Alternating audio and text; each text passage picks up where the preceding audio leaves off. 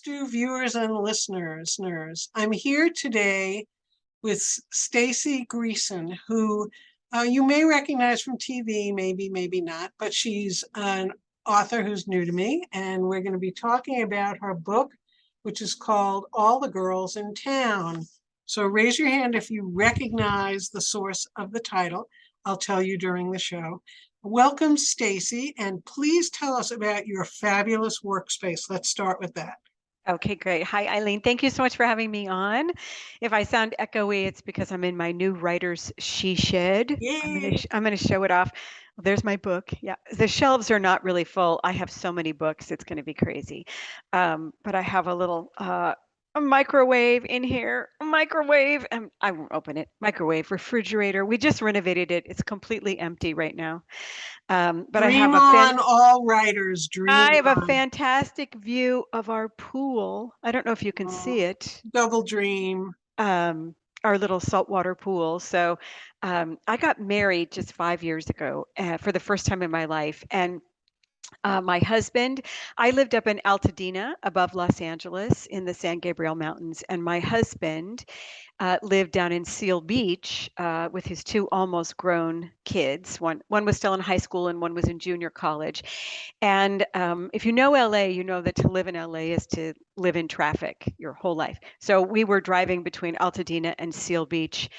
Round trip on one way on a Friday night was like 3 hours, even though it's Oh, about 46 miles. and your relationship survived this. Yeah. So after a year, and we had both started dating with the agreement that neither of us wanted to be married. He didn't want to be married again, and I never wanted to be married like in my whole life. I didn't care about that at all. And then about 4 months in, I was like, I think I want to be married to you. So we renegotiated, and he was like, okay, I think I could be married to you too. And so we drove for about a year. And then after a year, I said, I got to move in with you. So since his daughter Samara was still in high school, I moved down to this tiny, cute little town on the LA Orange County border called Seal Beach into the big, beautiful home he had built with his last wife. So when the kids graduated, this is my now you know I'm a novelist because I can't tell a short story. When Samara graduated and went away to college, and Cameron went away to college, the son, we downsized and bought this cute little mid-century modern home we live in now, and not in Seal Beach, in LA, and it had a guest house, which was perfect because he also has an older son, daughter-in-law. We have grandkids now, and unfortunately, my stepson Cameron graduated from college due to COVID in the guest house, but he got a great job and moved to DC. And then I got the guest house, which I said, now my she shed. So renovations just finished. I've literally just moved the girls and me in, and you're my first interview. So yeah, I Oh, have I'm because a so woman honored. really must have a room of her own. It's really hard to write with other people as well, I'm going out for lunch. Oh, did you hear this on the news? What do you? And I would say, when my door is closed, I am dead to you. I am literally dead to you. And they did not understand dead to you. They didn't understand it. And they're such wonderful people. But and the dog barks all the time. You'll Oh, probably hear the dog. that's like having, I know, that's like having another kid. I expect mine to come thundering down the stairs here any minute. Yes. So, your book, so this was your first book that you've written, but you have done writing and you were an actress on a soap opera. So, how did you evolve to writing? Well, this is actually my fourth novel, but my Oh, first traditionally published here we novel. go. At the advice of an agent about 11 years ago, I self published a novel called The Last Great American Housewife, and that was not, it just didn't sell. But back then I didn't, have the money or know a lot about marketing. It was optioned for a film that wasn't made.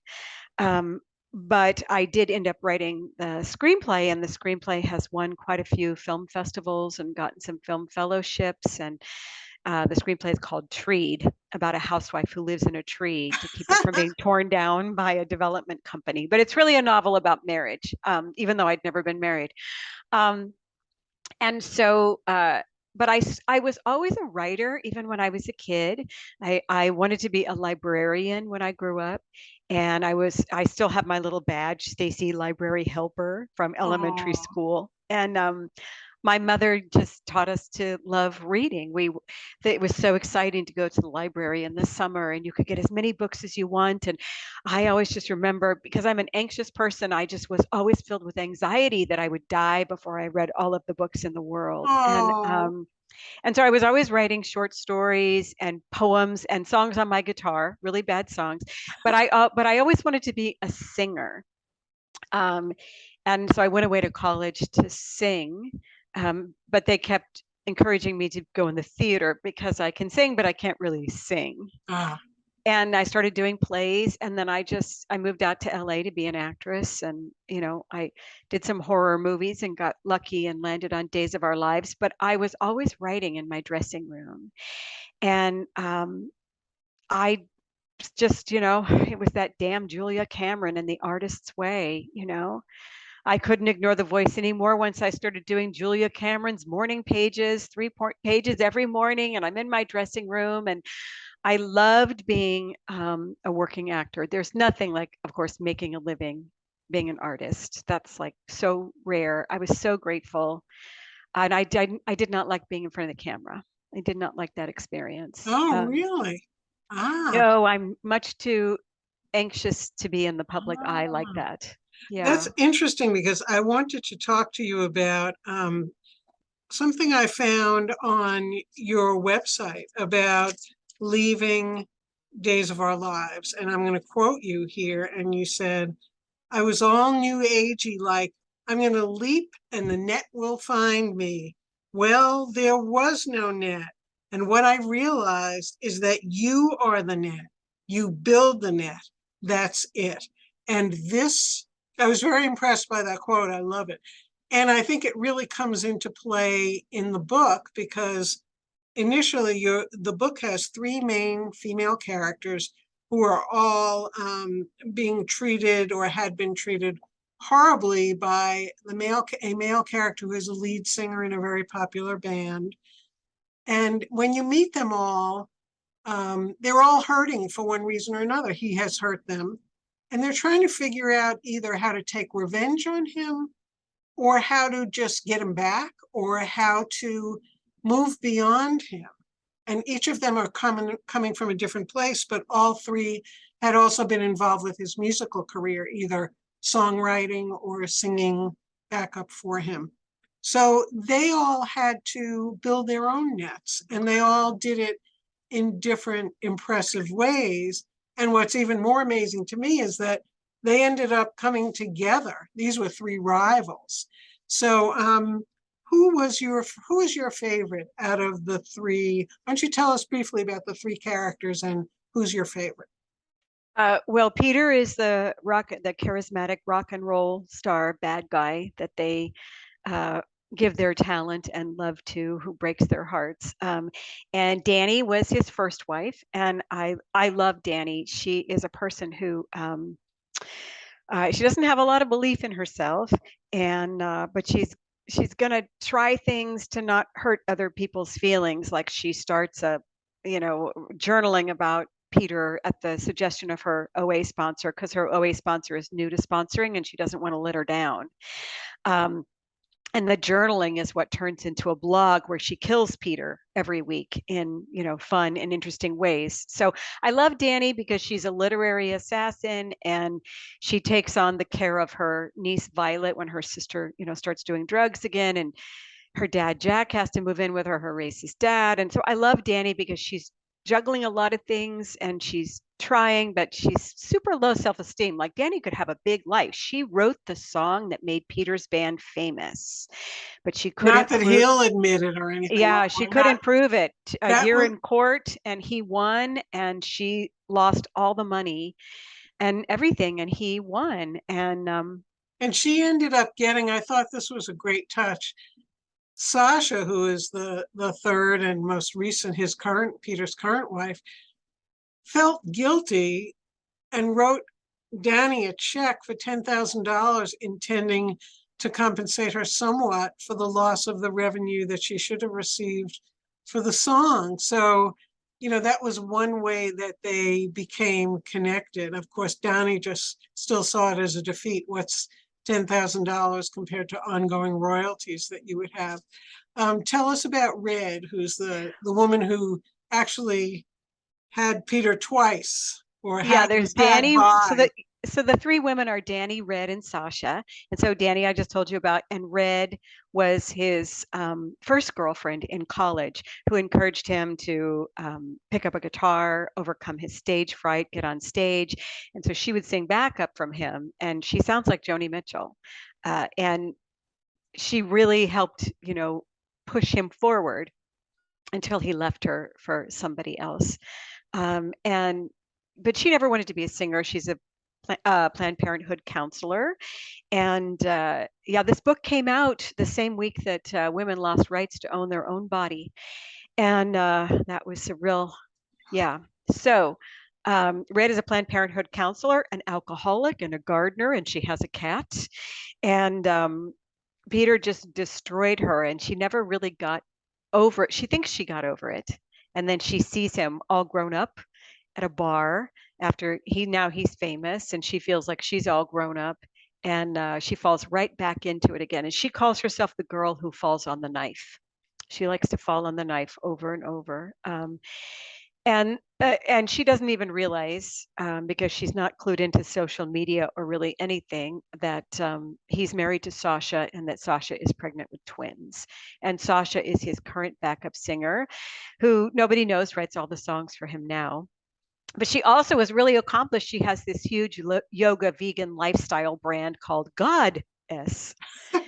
And Sasha is the kind of LA, she's like your typical LA gorgeous, she's stunning. She has, she does all of her, yes, she is like Goop, all her self-care goddess mantra, but she means it. She really means it. And she feels badly about the fact that she destroyed Peter and Danny's marriage. I mean, not that badly, but badly in the Oh, beginning. but I think she does. I think she's got like, she has feels. One of the funniest parts of the book, and there's a lot of humor in here, I thought was Sasha's craving for meat. And of course, in this God-S universe, you don't eat meat at all. And, she was pregnant with twins, you need protein. People have cravings. The lengths that she went to eat meat and hide the fact that she was eating meat were absolutely hilarious. But I could see somebody doing this if you represented a brand. If you represent a brand, you can't let anyone see you out of brand. Right. Yeah. I mean, I love that she dons a baseball cap and big glasses and goes to like an Armenian meat market like clear across town. But then she runs into Danny in the market. So, eventually all the lies must rise to the surface, and the women have to overcome their differences. They have to, because it goes back to building that net, right? So a net, yeah, we have to build a net for ourselves, but a net is also built with the support of many other people. We don't live alone in isolation. And these women all had the same, trauma from this man, and they're all walking around with this unhealed trauma. These big wounds that are not helping them be able to move forward. It's not that they will get over what he's done, but they have to be able to move through it in some kind of way to create some kind of value out of it. And they also did create a family of sorts eventually. I mean, it takes more than half the book for them to A, get together, and B, decide to help each other and cooperate with each other.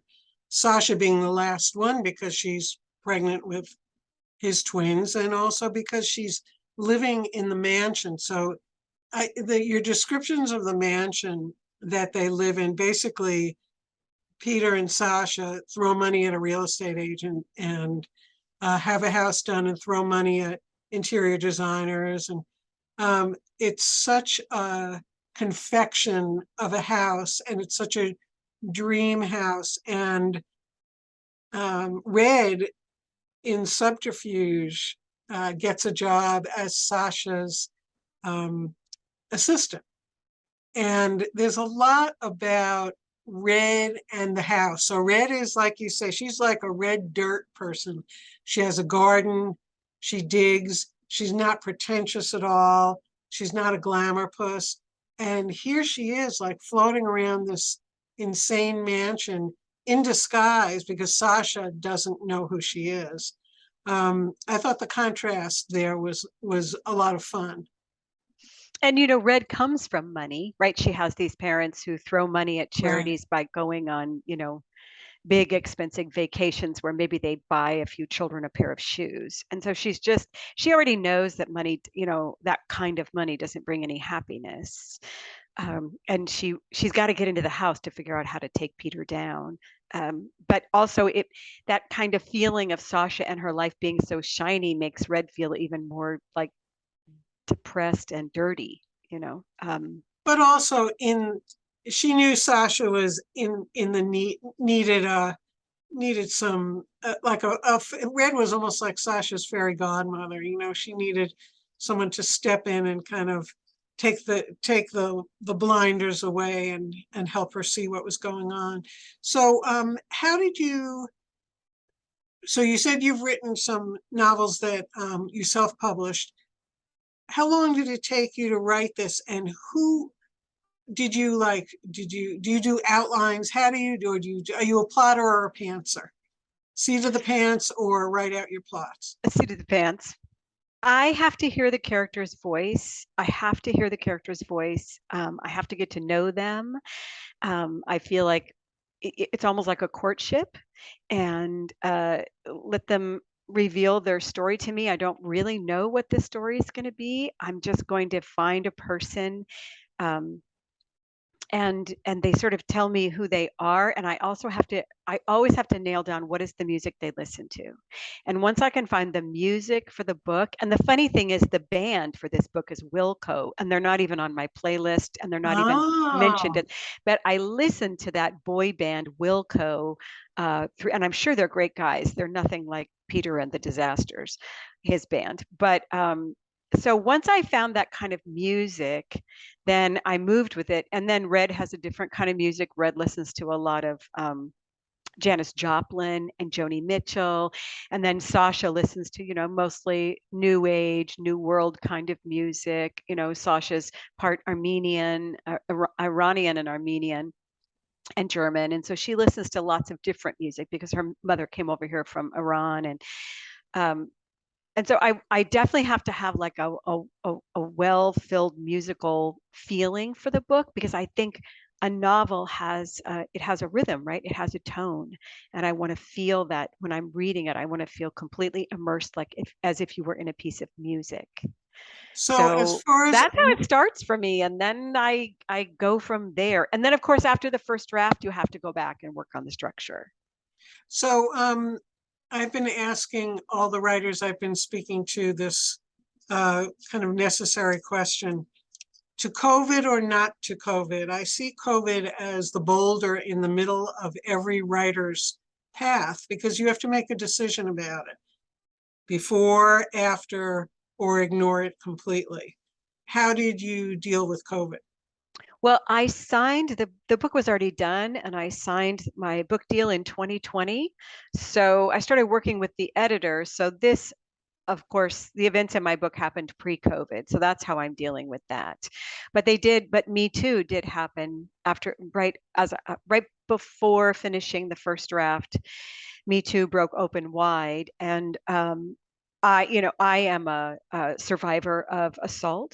1 in 5 women in America are, and I just decided, yeah, this is I'm doing it head on. I'm doing the trauma, that the damage that people cause each other head on. I'm not gonna, skirt around, and I'm gonna have these characters really come to face with being, verbally, emotionally, or traumatized by this person. So then COVID or not to COVID. So then I had to do rewrites with the editor, and we didn't really talk about that, but I have another novel that I've already finished that we're getting ready to go out and query. And it's also a pre-COVID novel because it takes place in 1999, and it deals with Y2K and Oh, survivalist cults. But I wrote that novel, the first draft, in my mid 30s, just before 9/11. And it was about a group of people who joined a survivalist cult called Take Back America.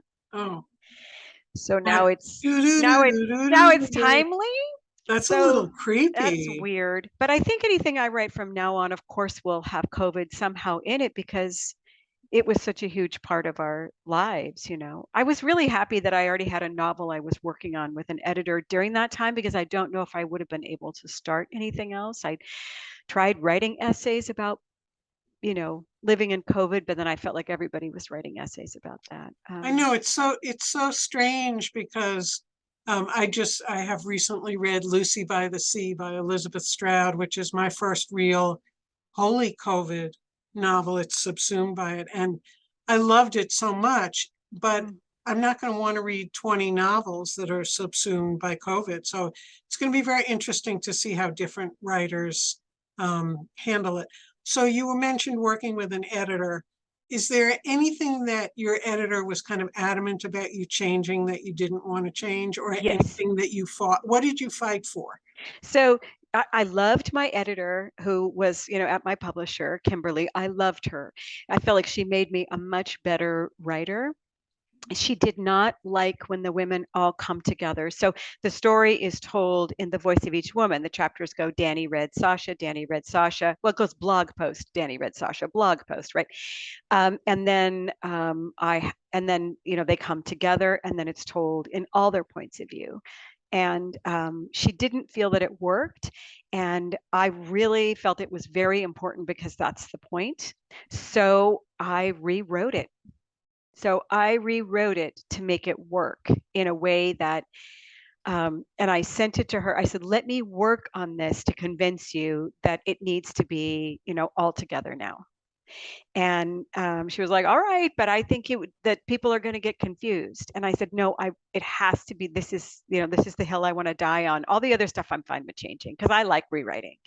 Um, and so I did it and I sent it back to her and she said, gosh, damn it, it works. And woo! So I put them Well, all together. but there's precedence for that. And I'm thinking movies, the First Wives Club movie. I mean, the Witches of Eastwick. There are books and movies that deal with that, and I think they're always very enjoyable because it's one thing to struggle on alone, but it's another thing to go into battle with your comrades, but surrounded by your comrades. And the transition that your characters made towards accepting each other's help was not an easy one. It wasn't like Right. suddenly one day they woke up and said, oh, the three of us are all going to hang out together and hate Peter. It was definitely a journey and a process. Right. Yeah. They didn't like each other, but until they had to find out what was common, even though they're so different, what they had in common was this uh, feeling inside of themselves of not loving themselves, and that's why his male gaze worked on them, right? But I really also really a lot of people aren't comfortable with it, but I did explore to a great, the male gaze that we have internalized as women in our culture, I think and you how we don't also, even need them to do it. We just do it ourselves. and I think you really caught the the gorgeous agony of the first 6 weeks of a relationship when you're so in love, everything is working perfectly. You can't envision anything getting any better or any worse. I thought you did a wonderful job with that with all three women. And even Peter, who was admitted that he loved the beginning, but he wasn't good he was good for when you mount up, but he wasn't good for the long ride around the park. No, no pun intended. Uh, he definitely was, a classic narcissist. Really, really great at the first 6 weeks, and I think that he's compelled because that's his high is the first 6 weeks. That sex and love addict thing. That's his high. And so the women feel finally seen and loved and whole for the first time because he knows how to do that, right? What's the song by Sade? He's a smooth operator, Yeah, yeah, yeah. Or smooth operator and also smooth criminal, which he was to them. I'm interested. I just thought of that when you mentioned Me Too. So I'm thinking of the Me Too miscreants. I don't remember any performing rock musician getting caught up in that off the top of my head. Can you? Well, a huge music producer did, Yeah. Russell Simmons. And then of course we have what's his face who finally is going to go to Oh, jail. R. Kelly. Yeah. But I Um, don't, yeah, I but guess in a way that was a Me Too situation. But I'm thinking of all that rock stars get away with, that right. male rock stars got away with. Post AIDS, I don't know if they indulged like they did pre-AIDS, but I'm thinking that most of the Me Too people are business people, they're media personalities, but not musicians. And other than you're right about R. Kelly and Russell Simmons, but I'm wondering about, it was just a I'm, quick thought. is it because rock stars can always get it? I don't know. I think they're impervious Um, or something. I think maybe people like, take someone like Matt Lauer, like, I think yes, people liked him, but he didn't have this mystique. He didn't produce anything that you could go to sleep listening to and dreaming. Maybe they're just too big to bring down and they affect us it could too be much. that I think so. I think so that it's just too, and it's very, I mean, if the CDC says 1 in 5 women are, assaulted in their lifetime, that's just the women who tell. Mm. So I would think that the power of a huge rock star would be terrifying.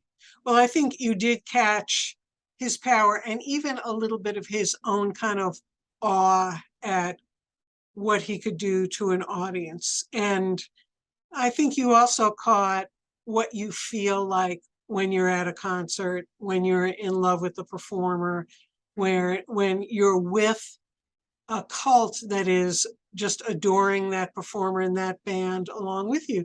It's a definite high. And you I can was a see, screaming teenage girl at concerts. I so was totally I. know.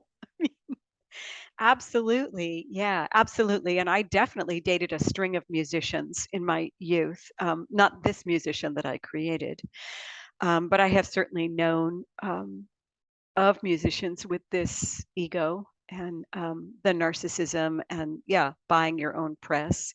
There's a lot of really great rock and roll stars out there too. But I definitely wanted to create, just because there's something that music does to a person, right? It does mesmerize you, and so that person on the stage has so much power over you, I and then remember you think they're when, the same person off stage. right, So that's, I'm thinking of the Springsteen video Dancing in the Dark when he reaches out to Courtney Cox, who just happens to be in the audience. That always blew me away that, they put her there and that she became a great star afterwards. But he was just a musician reaching out to a girl to bring her up on stage to dance with him. I think when that video came out, I was like, okay, so I used to go to a lot of Springsteen concerts. How come I always sat in my seat? Why didn't I go up to the stage and hold my arm out? Why didn't he grab my hand? I I think could have been on Friends. I think there's a world that our music created, and I think you captured it very well in the book. And since we have to wrap up, I'm gonna show it again. All the girls in I town, love the cover, by the way. I which really, also, and yeah, it comes from the Carpenters song "Close to You," which I had to rack my brain for a little while.